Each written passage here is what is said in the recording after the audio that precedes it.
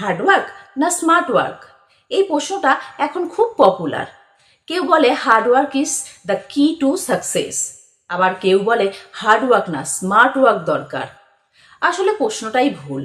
আমরা ছোটবেলা থেকে একটা কথা শুনে এসেছি, কষ্ট করো সাকসেস আসবেই। কিন্তু বড় হয়ে দেখি কিছু মানুষ অনেক কষ্ট করছে, তবুও খুব এগোতে পারছে না। আর কিছু মানুষ তুলনামূলকভাবে কম কষ্ট করেও অনেক এগিয়ে যাচ্ছে। আর তখনই প্রশ্ন আসে, হার্ডওয়ার্ক কি যথেষ্ট না?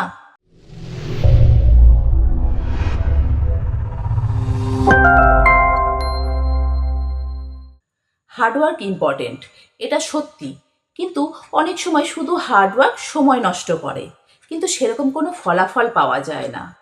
একটা উদাহরণ দিই, একজন ছাত্র 10 ঘন্টা পড়ছে, কিন্তু সে যদি ঠিক টপিকে না পড়ে, ভুল মেথডে পড়ে, মন অন্যদিকে, অথচ ঘন্টার পর ঘন্টা সে বই নিয়ে বসে পড়ছে, তাহলে 10 ঘন্টার হার্ডওয়ার্ক 2 ঘন্টার রেজাল্ট দেয়।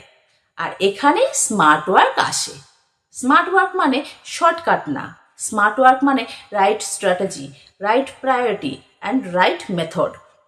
যেমন একজন স্টুডেন্ট আগের ইয়ার কোশ্চেন পেপার অ্যানালাইজ করলো, সে বুঝলো কোন টপিক বেশি ইম্পর্টেন্ট, তারপর সেই অনুযায়ী সে পড়াশুনো করলো। তার ফলে রেজাল্ট কি হলো? খুব কম সময়ে বেটার আউটপুট পেল সে। অনেক মানুষ বলে আমি খুব হার্ডওয়ার্ক করি, কিন্তু বাস্তবে সে সকাল থেকে রাত পর্যন্ত শুধু হোয়াটসঅ্যাপ চেক করতে থাকে, নয় ইনস্টাগ্রাম স্ক্রল করে, আর নয়তো ইউটিউবে রিল দেখতে থাকে। আর তারপর বলে আজ খুব বিজি ছিলাম।